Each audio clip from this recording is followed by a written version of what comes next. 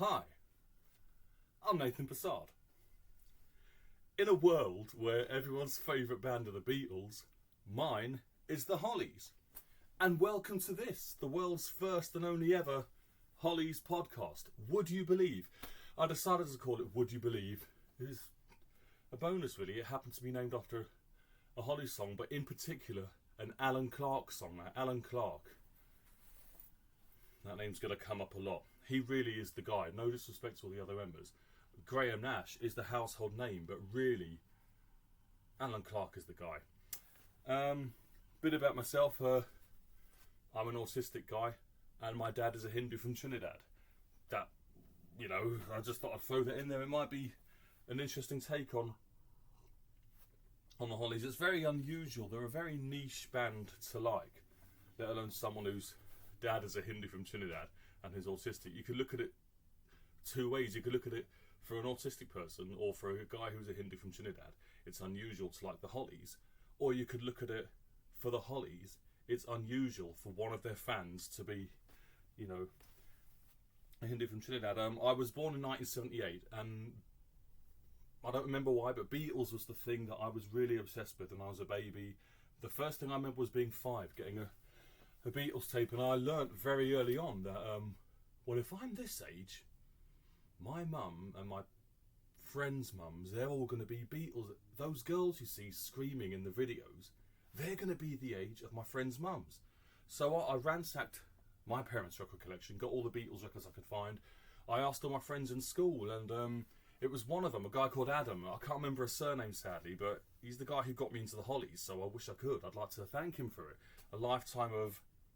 I dropped this before it started. There's now a dent in it now. It's a 1990 tour poster. It's signed by Alan Clark, Tony Hicks, and Bobby Elliott, who I call the Holy Trinity of 80s Hollies onwards.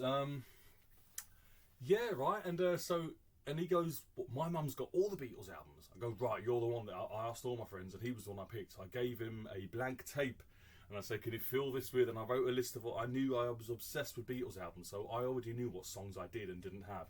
And yeah, I gave him the tape, right? He comes back in school the next day, he goes to me and he goes, oh, by the way, there was a lot of space left on that tape because Beatles songs are so short. He goes, I filled it with some other stuff.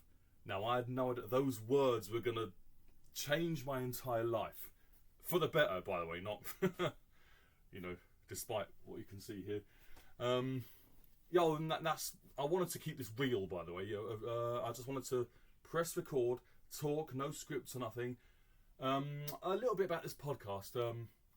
It's going to be sort of album by album, and I was going to start with Stay With the Hollies.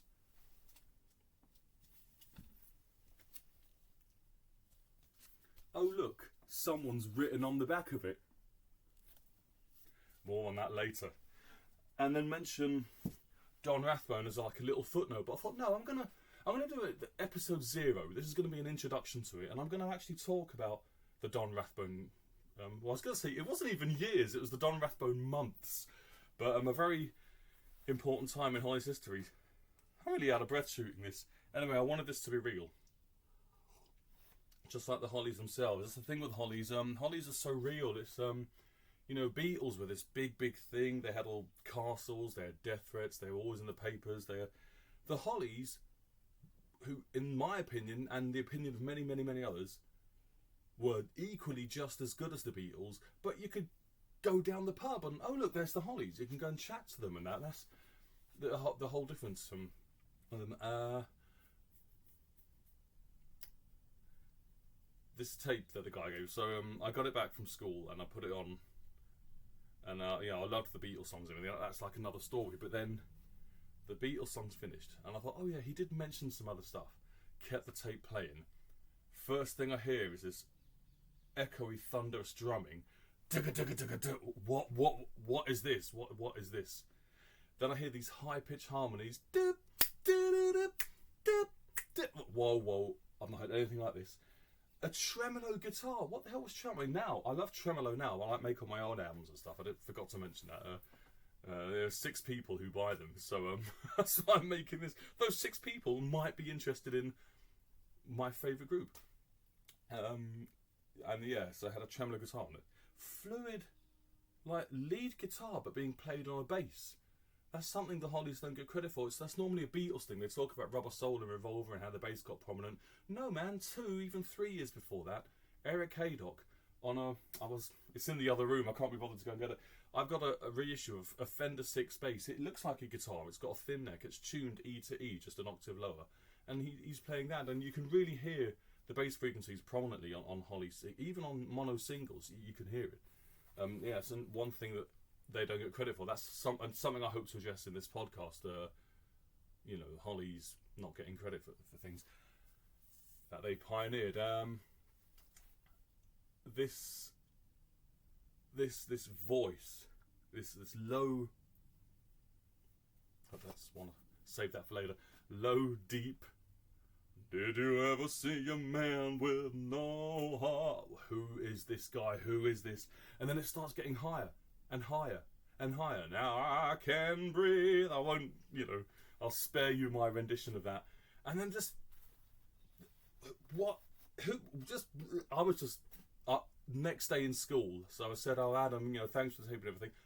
By the way, who's that other? What was that other stuff you put on the tape?" And he went, that was this other band. They're called the Hollies.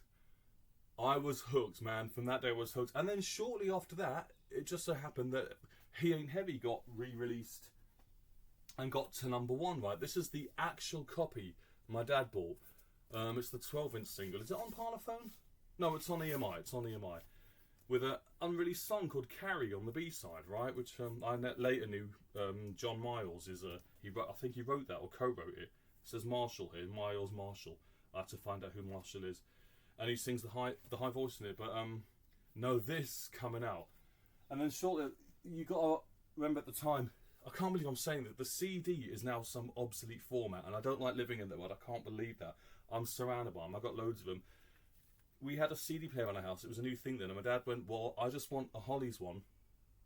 I don't care as long as it's got the air that I breathe on it." And he went, "This is look, held together with sellotape. This is the actual copy he got." And I later found one on Discogs that's signed by what I consider to be the core 4, which is Nash, Clark, Hicks and Elliott. This thing, it was my dad's, but I sort of took it and I listened to it and listened to it and listened to it. I was getting my Hollies education from, and I had no idea at the time. I thought it was just their best of or whatever. Album tracks, even outtakes, rare stereo mixes. Unbelievable, this thing. So, this thing, a word that's going to come up a lot in this podcast is underrated. I have a theory about the Hollies are this underrated band that I think the reason why they are is because people say underrated. So it kind of, it starts a thing and people follow it, right?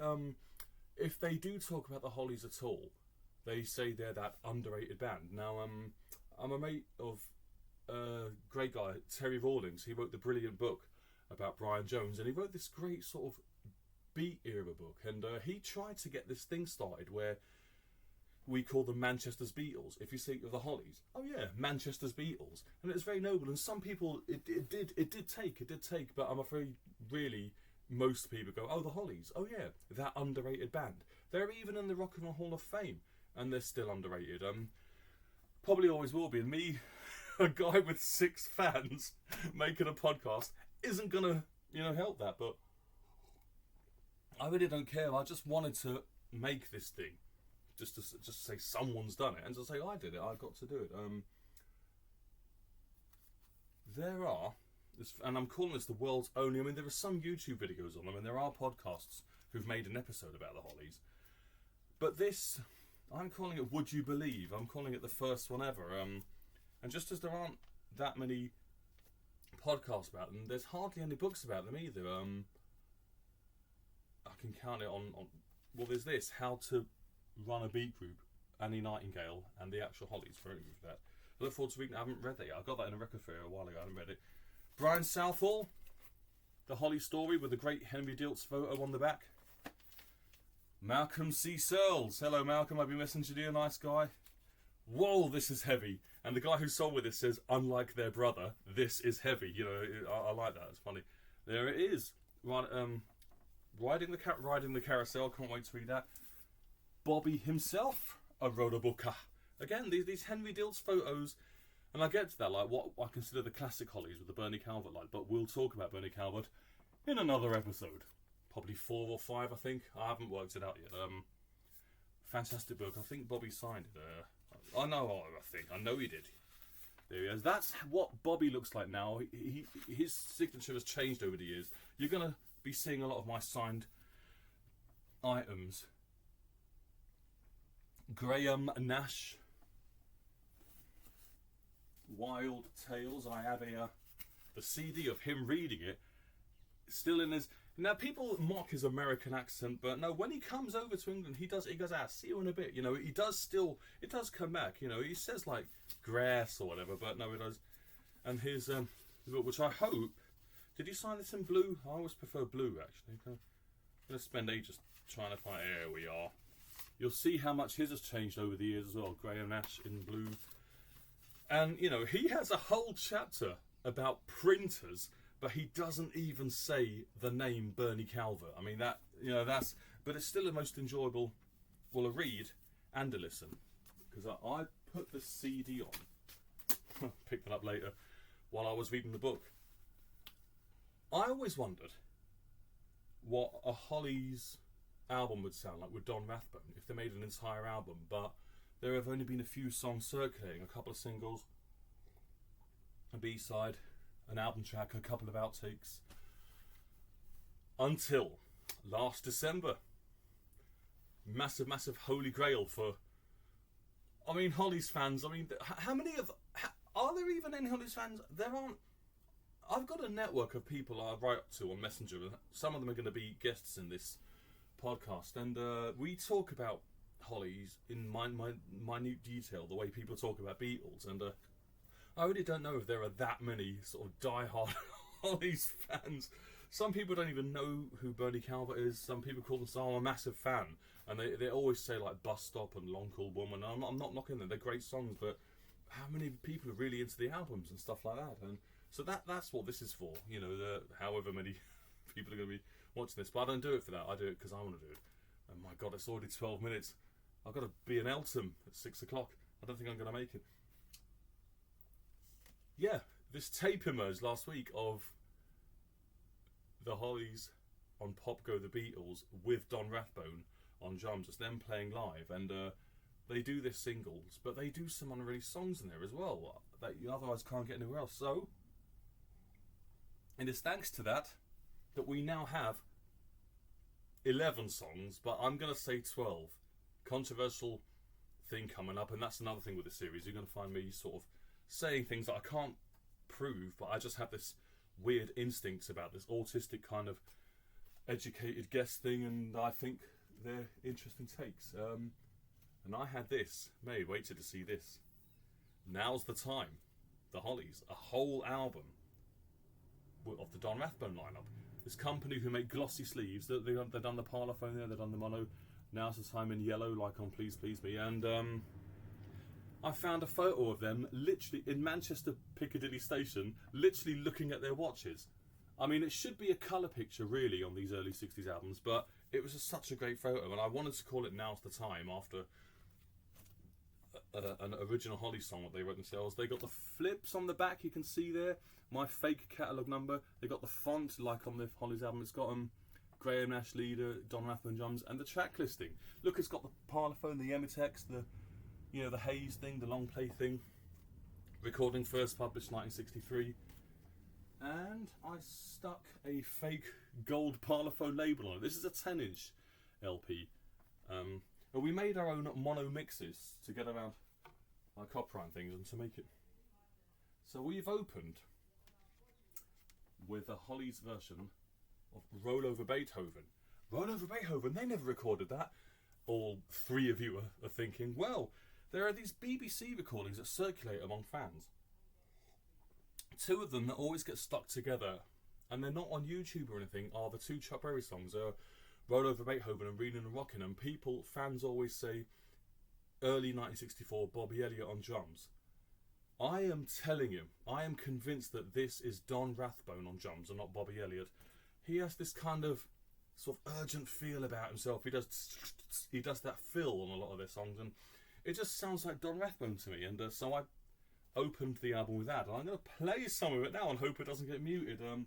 It has a Brian Matthew intro, which I love, and I don't like to remove these, but I did for this because it's meant to be an EMI album, not a BBC album. And well, listen to this. So this is an exclusive here. You won't have heard this anywhere because we've got the only mix of it ever. Listen to this. There's Tony Hicks.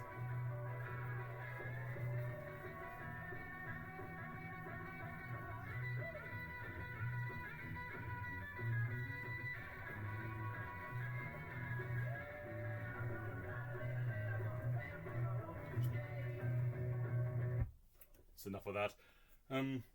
Tony, I think, is playing a jazz master, I think. In those days, there are photos of him with a 335 in those days. Oh, the back cover, we had a picture of them with like leather suits on from a great footage. The song Now's the Time was in a film called It's All Over Town, and we have colour footage. This is weird, we have more colour footage of the Hollies with Don Rathbone than we do with Eric Haydock and Bobby Elliott. It's probably about the same amount. It's a weird thing when you're like my age and you're collecting stuff from the 60s. It's just a gamble what's been destroyed and what still exists or not. Whole World Over we was the next song. Now Whole World Over is another myth I want to smash with this podcast. Oh look, what's this doing here? Is people have this idea, even like professors of they talk about how there were thousands and thousands of musicians in the northwest of England in the late 50s and the early 60s in bands. I call them groups. I'm going to fluctuate between the term bands and groups. I tend to say groups. And out of all of them, for some reason, only John Lennon and Paul McCartney were these weirdos who wrote their own songs. It's like, what? Who writes their own songs? And they were seen as these people who stood out. It's Claptrap. Claptrap. Whoa, ho, ho, it's Claptrap. Claptrap. Chris Curtis. Jerry Marsden. Freddie Garrity. Nash and Clark. They all wrote songs, man. They were all doing it. They all loved Buddy Holly. And they went, this guy, what? He writes his own songs? All of them were doing it, man. This thing, Whole World Over, man, I tell you. It's got this great... Well, it's like... I search the whole world over, and I tell the one I love, even if it takes 100 a year. Then it's got... Like, what is that? What? That's a brilliant thing to stick in a song. And then they've got this middle bit. Happiness will be mine underneath the stars that shine. Here's hoping you'll be always standing here by me. Then back to A again. Brilliant piece of songwriting, that. And everyone just dismisses it. Oh yeah, they wrote all their early B-sides, but then they got good. No, man, they were good even then. What did I put next? I put Hey, What's Wrong With Me next, the great Nash Clark B-side. Searching. The band's, or the group's, second single. Now, I grew up, because of this version, just thinking that Alan Clark goes, "You ain't kidding, man!" Thinking, yeah, that's how Searching goes. And it turns out that was an outtake version, so I heard the single, right, years later, and I was listening to it, and then that bit, oh, he doesn't say "You ain't kidding, man." That was an outtake. So we took the stereo mix of that song and we combined it into mono for this record. Zippity Doo-Dah. Now that is it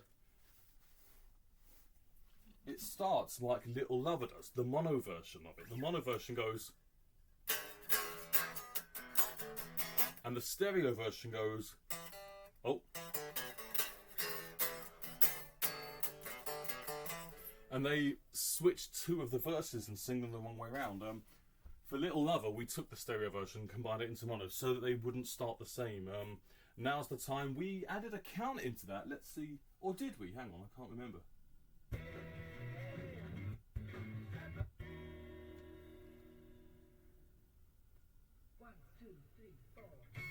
Yep, that's Graham carrying it in. That's from the 30th anniversary version. With some like, they've got some nice bits of studio dialogue and countings and things. Ain't That Just Like Me, the very first single by the Hollies. I got into a habit of searching for this on Discogs to see if I can find a signed copy. I haven't yet, but every time I found this on eBay or Discogs and record shops, it was either really, really expensive, didn't come with a sleeve, or came with one but was tatty as all hell. And it's going to be why ain't this coming out? This is my copy that I got in Guildford last year. I was waiting for some Mike Pender and Beaky, getting them to sign some things, and then I had a bit of time before the concert. Went around Guildford, found a record shop. There's my copy of it. It's in really good nick, actually. You know, and he only wanted £4 for it. I thought, I am having that. But despite the fact that I've got it, I still got into a habit of just seeing if Discogs had it. And so I knew about all the entries for this song. There was the UK version, the demo version, and a Canadian capital version. What there wasn't, however, until a seller listed it, and as soon as I saw this, I got it. An Irish version on, wait till you see this. Look at that! The red Parlophone label. Ain't That Just Like Me? Turn it, hang on, wrong way here. Ain't That Just Like Me? Hey, What's Wrong With Me? Nash and Clark. Now, is it Clark and Nash and Clark? They were Nash Clark then, before they went alphabetical, before they added hex to it. So that, there's no record of this at all, but I had no idea until a few weeks ago, I don't think any fans did, that an Irish red label Parlophone version of this single existed, and as soon as it was, I got it off him. Absolutely brilliant. Exclusive for this series, that. I wanted to show you that. I don't know if it's even, and there's another Hollies book called the Right On, the Illustrated Discography, and I've not been able to find that. I'd be interested to see if it was in there. What did I say about Now, the guitar solo on this song is one of my favourite things in the world, and I grew up with the long version, the stereo version, which I thought was the proper version, and it turns out Tony Hicks was never pleased with his solo. And Ron Richards said, "Oh, don't worry, we'll fix it in the edit, we'll cut it in half." And there is a treat for Hollies fans on this record. It is the world's debut of a solo lead vocal from Tony Hicks. What? Solo lead vocal from Tony Hicks? Yeah, it's true. This bit...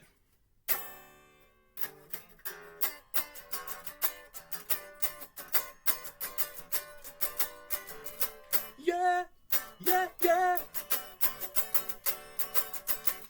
That's Tony Hicks. He gets to sing a solo on the first record.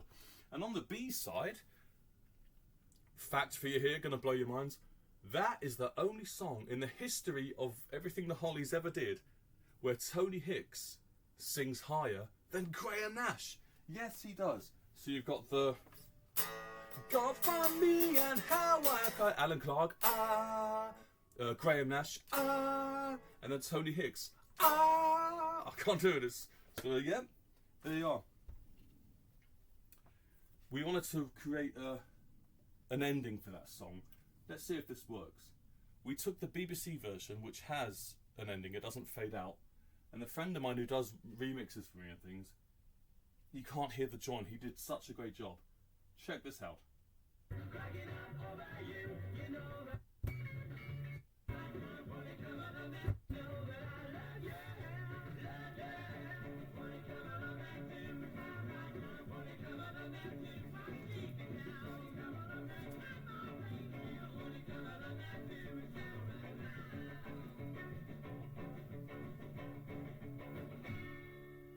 We took out the 1, 2, 3, 4 bit there and we did it there. He did a fantastic job of that.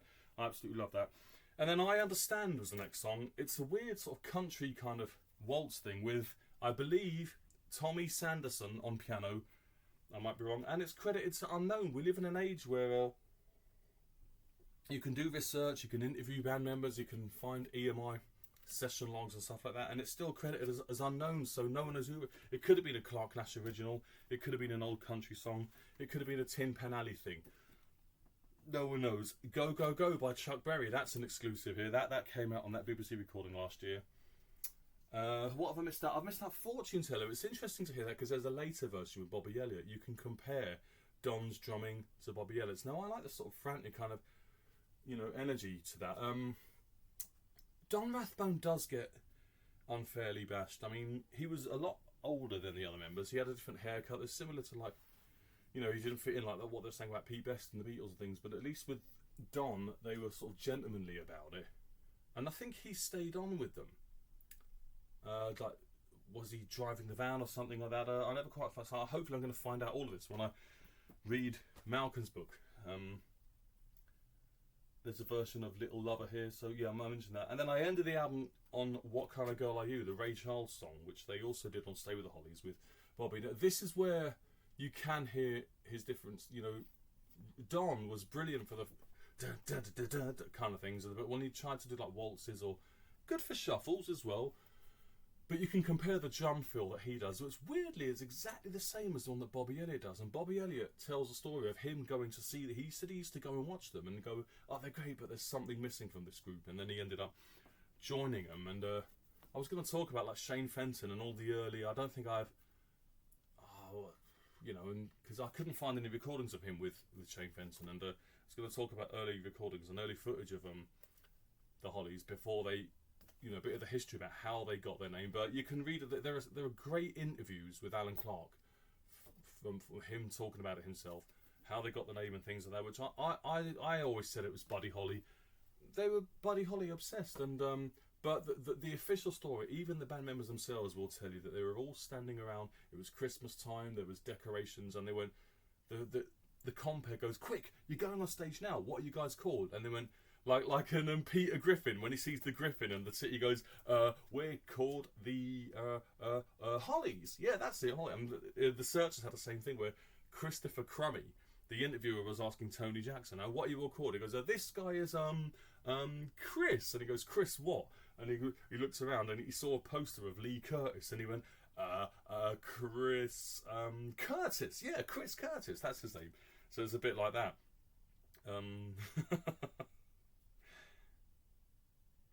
I think I just think it would have been perfect. There would have been posters, right? The gig would have been advertised. The compere would have met them all backstage and known them all and known that they were called the Hollies. I just can't believe a story where there's some kind of gig in the Manchester scene, in the early beat scene, where there's no poster. A band are going to go on and he doesn't even know what the band are called. I just can't. I don't know. I can't believe. I'm not doubting. I mean, yeah, it was December when they chose the name, so decorations would have been around, and but whether actual bits of holly would have been in a nightclub, it's probably likely to have been tinsel or something. But yeah. So it's Buddy Holly. I mean, come on, the Hollies, Buddy Holly. That's how they got their name. I mean, that's my. Even though the actual band members themselves will insist on this story about there was Holly around, and I think.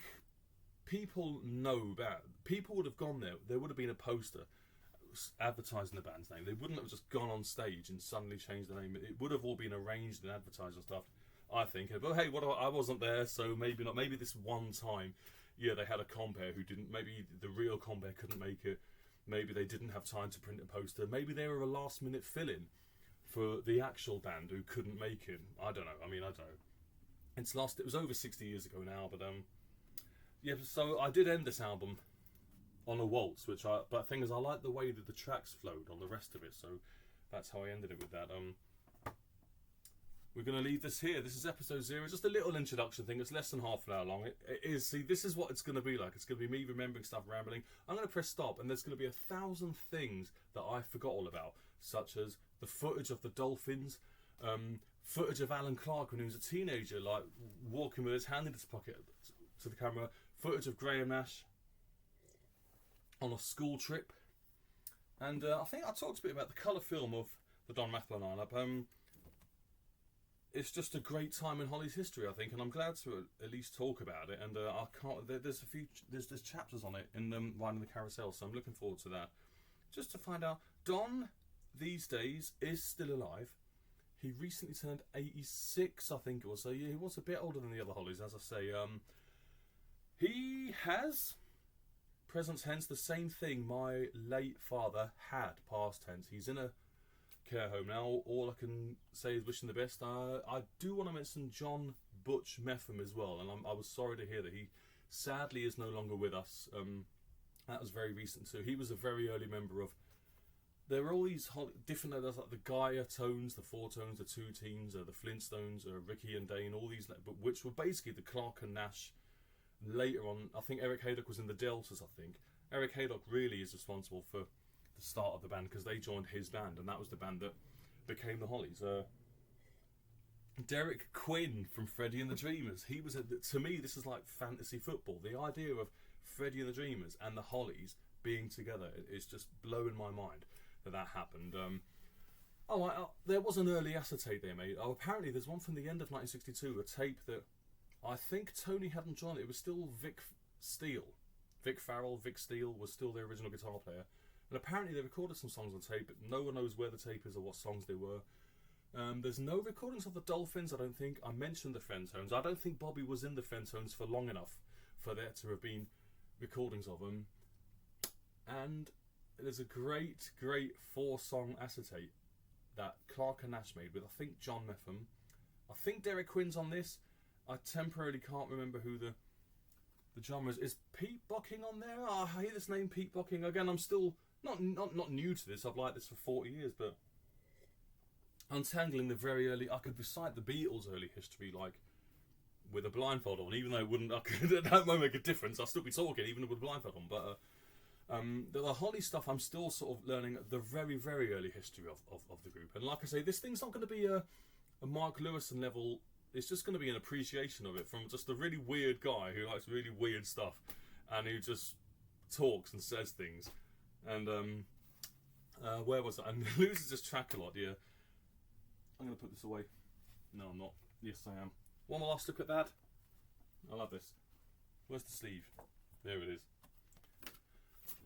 This acetate. So 20 years ago on the Yahoo Hollies group, where I met a lot of my great mates there. I lived in Salford, by the way, where Alan and Graham are from. It was great, like living there and seeing the. Oh, have I got it? I got a picture of them from the Salford Lads Cup. Let's see if I can find it. You have to remember that at the time, Salford. Now people know the Lowry and the One Show and BBC and all that. At the time, it was rough as all hell. Where my student building was, it was practically next door to it. Was the Salford Lads Club. Now I only knew it from. I'm not a fan of the Smiths, but everyone knows the photograph of them standing outside it. And but I was too scared. There were so many rough kids, and you had to run to quick save, get your groceries, and then run back to your student accommodation and close the gate behind it. It really was rough as all hell, Salford in those days. Clark and Nash there. My friends Laura and Danny. Hi, Laura and Danny. They got me this souvenir. They went to the. I think you can see Salford Lads Club there. I was going to stop there, but I will keep it something because I was going to just talk about signed stuff and show some of my collection. But not before I finish. I've got to finish talking about this acetate. So yeah, and it had oh great, my battery's running out. I'll try and wrap this up. It had "Crying in the Rain," the Everly Brothers song, which we heard 20 years ago. And now I've heard the whole thing now, the whole acetate. A thing called "The End," a little instrumental thing. It sounds like a wind-up music box thing that you wind up. It's nice. Good piece. Good piece. "Learn to Twist," the Clark Nash original. You know, there's a Beatles song called "Pinwheel Twist" where we're probably never ever going to hear. There's no recording of it or anything. But for me, what makes up for that is at least we have the Hollies or Clark and Nash. "Learn to Twist." Having that makes up for it. For me, a guy who likes the Beatles as much as the Hollies as much as the Beatles. What was the other song they do on it? A thing called "Whim Away," which is not "The Lion Sleeps Tonight." It's another thing called "Whim Away," which I'd never heard of. Great to have. That was when did they record that? So 61, 62? No, they're talking about the twist. So I think we got the twist in I think America got it in 1961. 1960 really, because of the Hank Ballard song, but it took off in 61. And then 62 was when the twist became international. Here is a very early Eric Haydock autograph. He still signs it quite small. He's written he's not just put EJ, he's got Eric J there. Eric J. So that's from the Don Rathbone era. A great, really unusual photograph here, which Eric and Alan had signed. Again, they're standing behind. I think the idea was they probably made these with the idea that each Holly would sign one of those. I don't know what they're like. Those pillars that they're hiding behind. They're probably made of polystyrene or something. They're light enough for them to carry anyway. That was an amazing find. That.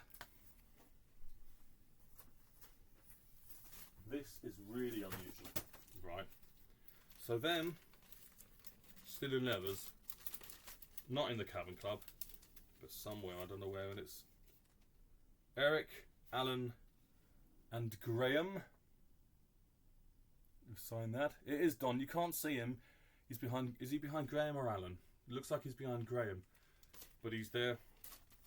And this, like, no one knows anything about this. There's another exclusive, like that red label thing. This, what are they doing? The Hollies with Don Rathbone in bald wigs, signed by Eric, Alan, and Graham in their young man signatures at the time. Bald wigs. I don't know what they're doing there. You know, there are a couple of fans who I've met on the Facebook groups.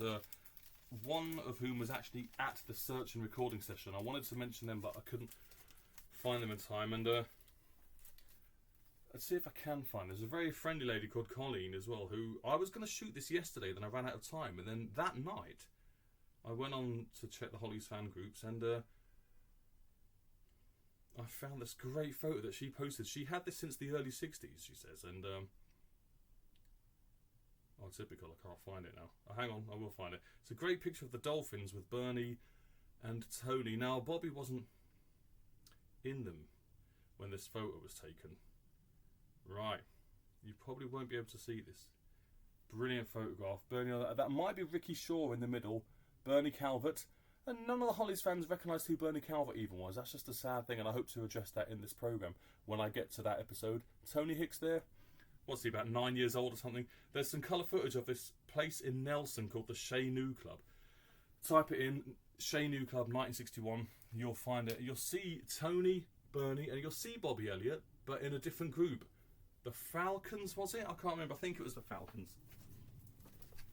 My holy grail is to... Oh, before I talk about that, this is a very, very, very early Hollies autographs. You can see that the way Graham still does a G, and they're calling themselves their first names. It says Graham, Tony, Alan. Eric would put Eric J, although it looks like he's just put Eric there. He hasn't put the J there. Alan is doing his T like a J. I think him and Graham learnt that in cursive handwriting in school. They both do T's like a J. Tony, his T looks like a J as well, like Joni Hicks. That doesn't have Don on it, but it's from the Don era. However, this does. Tony Hicks and Don Rathbone. Tony Hicks in pencil for some reason. Maybe he had one. The fan gave him that. And then upside down. Don, has he put Be Good? Don puts Be Good on his autographs. Not all the time, but on most of the ones I've seen. My absolute holy grail is, and this, I don't have this yet, so I've got all 5 of them from the Don era, but to have all 5 of them on one thing, on the same thing, and I don't have that. However, I'm close. So this is the picture I mean now. This is not a parlophone card. That's it's their early, the Wilson Agency. It's one of their management company things. I think they're in the leather waistcoats there. And this, a fan found a Graham. Thanks, Graham. Absolutely, absolutely authentic. The way Graham used to sign it in those days. And another fan from those very early days before Bobby Elliott. I'm so glad for these people my age, to have known that there are fans in those days. And they say, I did it then, I don't want it now, or they have to sell it for whatever reason. It does find a good home. She has you can see Tony there. You can see Eric, Don, and they've all signed it. So she had one of those cards and then stuck it on here, on this collar she made. There's a very early Alan Clark. His full surname, Graham Nash in colour. You can't see the signature, but it's there. Those 2 red blobs are Alan and Graham as well. Have they put Alan or just... Yep, Graham first name, Alan first name. Now, Alan, very early on, is already doing the curly tail on the A. He's already doing that. He doesn't always do it that early, but in this instance he has. Finally, I've been saving this one.